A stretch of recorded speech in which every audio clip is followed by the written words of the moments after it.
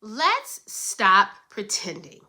Are you David or are you hiding from Goliath every time you open the charts?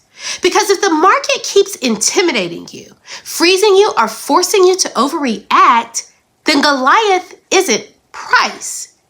It's your mindset. David didn't win because the giant was small. He won because he saw the battle differently. And if you're tired of standing in the valley, watching others move forward, stay right here. Because the answer between faith and fear, between hesitation and execution, is about to be exposed.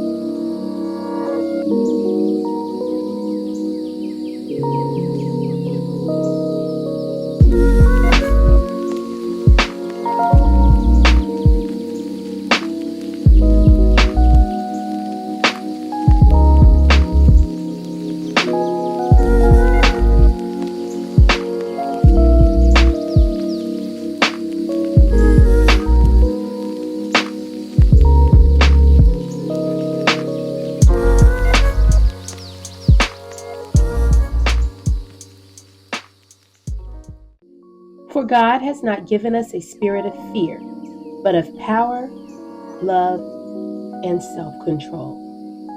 2 Timothy 1:7. David and Goliath is the story of an unlikely victory rooted in faith and courage.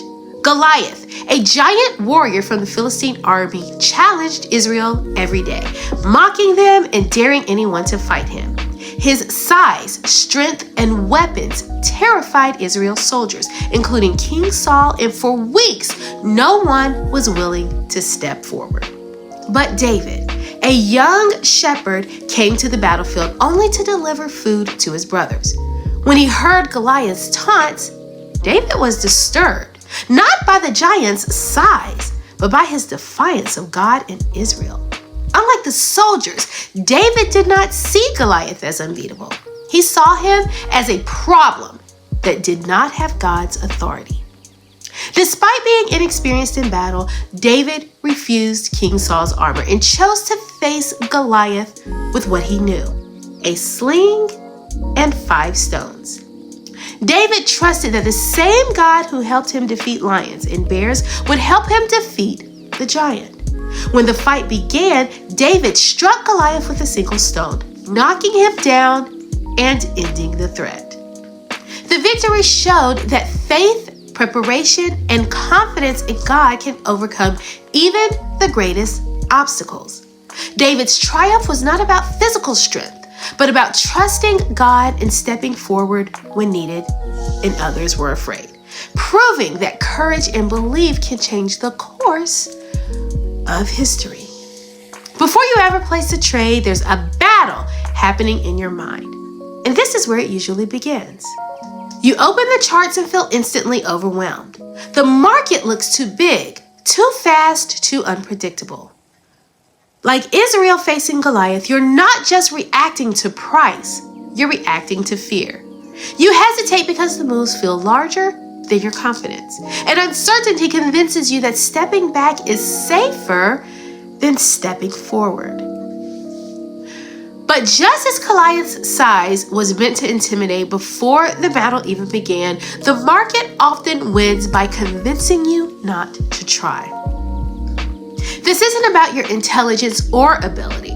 It's about how fear frames what you see. And that leads us to the next struggle: waiting instead of acting. So when the market feels bigger than you, here's the mindset tool I want you to use: reframe the giant. When the market feels too big, stop labeling it as dangerous and start labeling it as information. Say to yourself, this is data, not a threat. David didn't deny Goliath's size. He denied his authority. You do the same by zooming out, identifying structure, and reminding yourself that size doesn't equal control. The tool is perspective. Once fear convinces you that the market is too big, the next thing it steals is your movement. You analyze, watch, and wait, sometimes for days, weeks, or even months.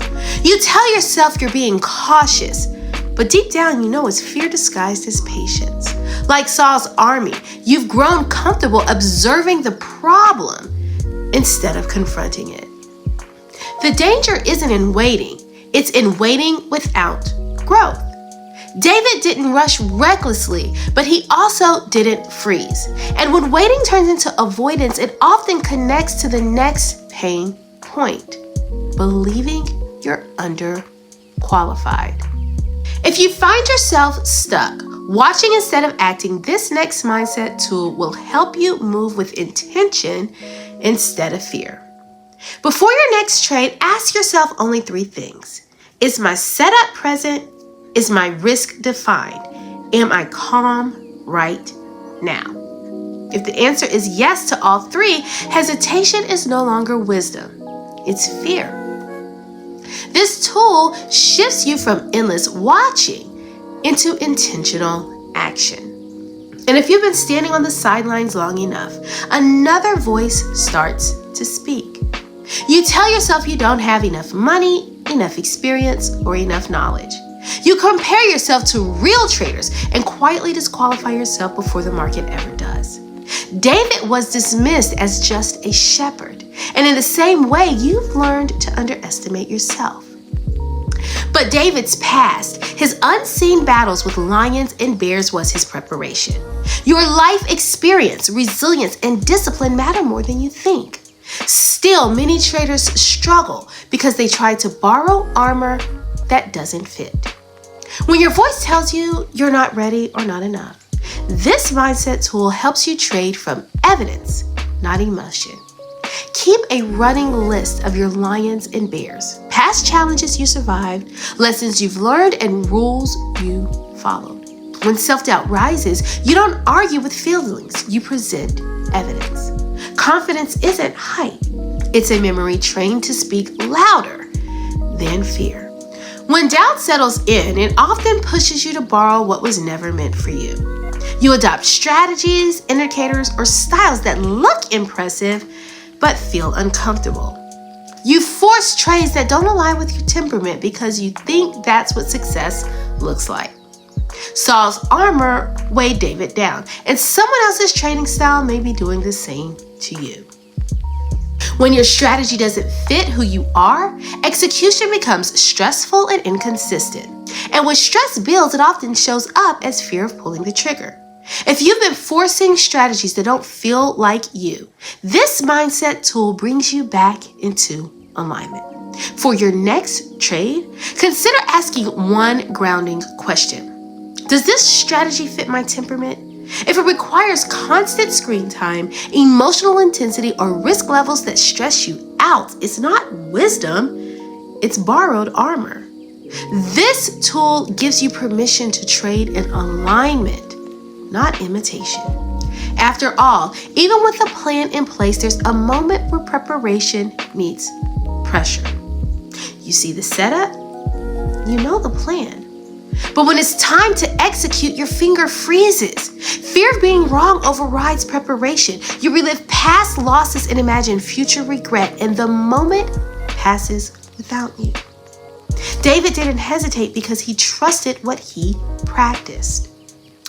Execution requires confidence built through repetition, not perfection. But even after execution, another struggle waits. Trusting simplicity.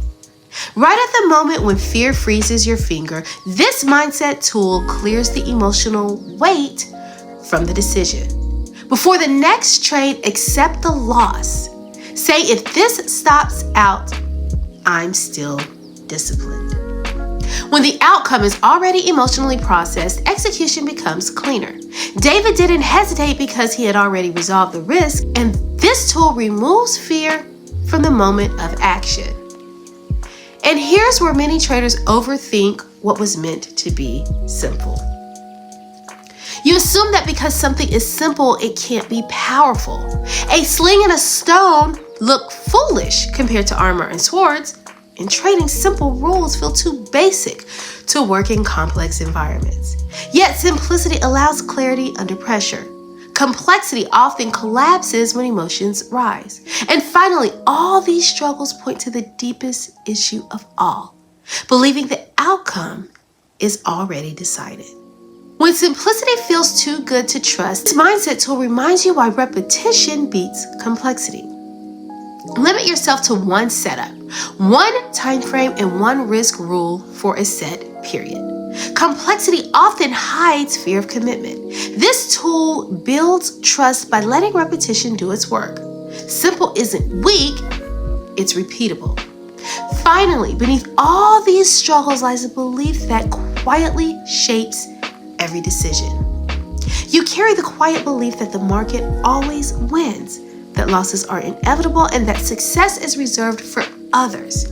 Israel assumed defeat before the fight began, but David assumed alignment mattered more than odds. Transformation begins when you stop asking, "Can I beat this?" and start asking, "Am I prepared to face this?" The market isn't unbeatable, but it does require courage, discipline, and faith in process. If you've quietly believed the market always wins, this final mindset tool reframes the entire game. You need to stop asking, "Did I win?" and start asking, "Did I manage risk and follow my rules?" This reframes trading from combat to stewardship. David didn't try to dominate, he trusted alignment. This tool built longevity instead of emotional highs and lows. I want you to know something before we go any further. I see you. I see the effort you're putting in, the late nights staring at charts, the frustration when things don't go the way you planned, and the quiet doubt you don't always say out loud. I see how hard you're trying to learn something that many people were never taught, and how heavy it can feel to carry that learning alone. You're not invisible here.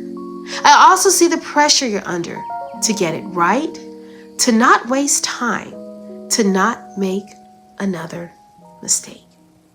I see how easy it is to turn that pressure inward and start questioning your worth, your intelligence, or your ability to succeed.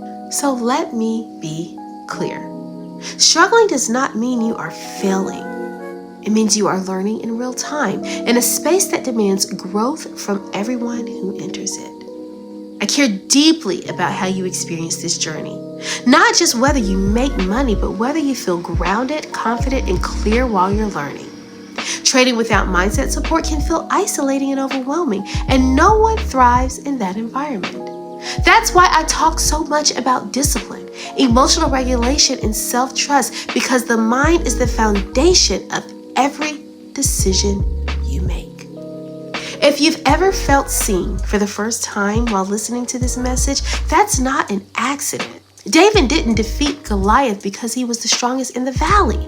He won because he understood who he was walking with. What you're feeling right now is recognition, not coincidence. It's the moment you realize that the struggle hasn't been about your ability, but about carrying battles alone that were never meant to be fought in isolation. Connection matters because isolation magnifies fear. Goliath's voice was loud in the valley, but David's confidence came from relationship, not crowd approval. In the same way, when you invite God into your journey, into your decisions, your waiting, your preparation, you stop fighting from pressure and start moving from purpose. Faith doesn't remove the battle, but it changes how you enter it. Community changes everything because growth requires a place where questions are welcomed and learning is placed. David had time in the fields before the battlefield, and you deserve a space where development comes before demand. That's why this community exists. Not to hype you up, but to ground you. Not to rush you, but to equip you. If you're ready to stop facing giants alone, I invite you to join our Trading Bible Study. It's a space where scripture meets real life decisions, where faith and discipline grow together, and where you learn how to include God in every step of the journey. Click the link in the comments and take the next step, not because you're weak, but because you're ready to walk forward aligned. You've got this. Peace and blessings, Dr. O.